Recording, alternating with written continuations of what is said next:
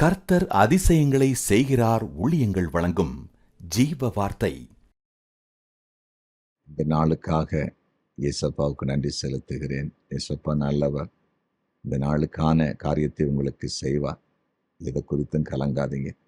இந்த நாள் முடிவதற்கு முன்பாக அற்புதத்தை பார்க்க போறீங்க. ஆண்டவர் நல்லவர், பெரியவர், எல்லாவற்றையும் அவர் செய்வார். பிறந்த நாளை காண்கிற அனைவரையும் இயேசுவின் நாமத்தில் வாழ்த்துகிறேன். திருமண நாளை காண்கிற அனைத்து குடும்பங்களை வாழ்த்துகிறேன். அனைவரும் இங்கே ஆசீர்வாதமாக இருப்பீங்க. இன்றைய ஜீவ வார்த்தையை கேட்போமா? 1 நாளாகமும் 14வது அதிகாரம் 8வது வசனம். 1 நாளாகமும் 14:8. தாவீது சமஸ்த இஸ்ரவேலின் மேலும் ராஜாவாக அபிஷேகம் பண்ணப்பட்டதை பெலிஸ்தர் கேள்விப்பட்ட போது, பாருங்க, தாவீது சமஸ்த இஸ்ரவேலின் மேலும் ராஜாவாக அபிஷேகம் பண்ணப்பட்டதை பெலிஸ்தர் கேள்விப்பட்ட போது. இன்றைய ஜீவார்த்தின் தலைப்பு அபிஷேகம் பண்ணுவார். அபிஷேகம் பண்ணுவார். ராஜாவாக ஆண்டவர் தாவீதை அபிஷேகம் பண்ணுகிறார். அபிஷேகம் என்பது பரிசுத்த ஆவியானவருடைய ஒரு பிரசன்னம், ஒரு மகிமை, தேவனுடைய ஒரு வல்லமை. ஆண்டவர் தாவீதை எதற்காய் தெரிந்து கொண்டாரோ அந்த காரியத்தை செய்வதற்கான ஒரு விசேஷித்த அபிஷேகத்தை, கிருபையை அவன் மேல் வைக்கிறார். ஆண்டுடைய வார்த்தை கேட்டுக்கொண்டிருக்கிற என் அன்பு சகோதர சகோதரிகளை, உங்கள் வாழ்க்கையில உங்க மேல கர்த்தர் அபிஷேகத்தை வைக்க போகிறோம்.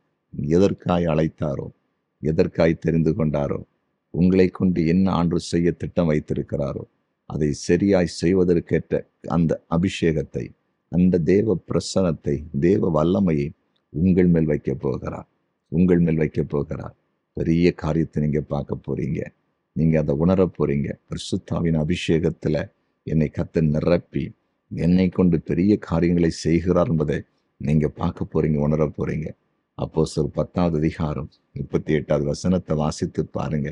நசனாகிய இயேசுவை பிதாவாகிய தேவன் பரிசுத்தாவியினால் நிரப்பினாராம். அவர் நன்மை செய்கிறவராகவும் பிசாசின் வல்லமையில் அகப்பட்ட யாவரையும் குணமாக்குகிறவராகவும் சுற்றி தெரிந்தார். நாம் அபிஷேகத்தினால் நிரப்பப்பட்ட ஆண்டவராகிய இயேசு கிறிஸ்து நன்மை செய்கிறவராய் சுற்றி தெரிந்தார். பிசாசின் பிடியில் இருக்கிற மக்களை விடுவிப்பதற்கு அவர் சுற்றி தெரிந்தார் என்று பைபிள் சொல்லுகிறது. நாம் உங்கள் மேல் கர்த்தர் நிச்சயமாய் அபிஷேகத்தை வைக்க போகிறார். பெற்றுக்கொள்ள வாஞ்சிங்க, எல்லாரும் பெற்றுக்கொள்ளும். யோவேல் 2வது அதிகாரம் 28வது வசனத்துல, நான் மாம்சமான யாவரும் மேலும் என் ஆவியை ஊற்றுவேன் என்று ஆண்டு வாக்கு பண்ணி இருக்கிறார். விசுவாசிங்க, தாகத்தோடு ஆண்டுகிட்ட கேளுங்க. பரிசுத்த ஆவியானவர் உங்களுக்கு தருவார். அந்த அபிஷேகத்தை உங்களுக்கு தருவார். உங்கள் வாழ்க்கை மேன்மை அடையும். உங்கள் பணிகள் சிறக்கும். உங்கள் ஊழியம் சிறக்கும்.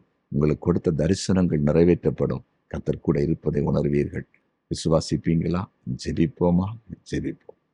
தாவீதை பரிசுத்த ஆவியினால் அபிஷேகம் பண்ணின எங்கள் ஆண்டவரே, ராஜரீக அபிஷேகத்தை கொடுத்த ஆண்டவரே, இதோ உம்முடைய வார்த்தை கேட்கிற எல்லார் மேலும் உம்முடைய ஆவியின் அபிஷேகத்தை நீர் கொடுப்பீராக, நிறைவாய் ஊற்றுவீராக. எதற்காய் அழைத்தீரோ, எதற்காய் தெரிந்து கொண்டீரோ அதை அழகாய் செய்வதற்கும் செய்து முடிப்பதற்கேற்ற அபிஷேகத்தை ஆண்டோர் வைக்கும்படியாய் உம்முடைய ஊழியக்காரன் ஜெபிக்கிறேன். நீர் அப்படி செய்கிறேன். நன்றி. இப்பொழுது வியாதியஸ்தரின் மேல தேவ பிரசனை இறங்கி வியாதியஸ்தர்களை குணமாக்கட்டும் என்று இயேசுவின் நாமத்தில் ஜெபிக்கிறேன். பிசாசின் கட்டுகள் உடைக்கப்படுவதாக. சாப கட்டுகள் இயேசுவின் நாமத்தில் உடைக்கப்படுவதாக. சமாதானம் உண்டாகட்டும். மன குழப்பங்கள் விலகட்டும். தூக்கம் வராதவருக்கு தூக்கம் வரட்டும் என்று ஜெபிக்கிறேன்.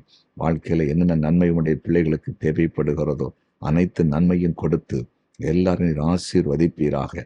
உடைய ஊழியக்காரன் அனைவரும் ஆசீர்வதிக்கப்படட்டும் என்று மன்றாடுகிறேன். நீர் அப்படி செய்தி. நன்றி. இயேசுவின் நாமத்தில் பிதாவே. ஆமென், ஆமென், ஆமென்.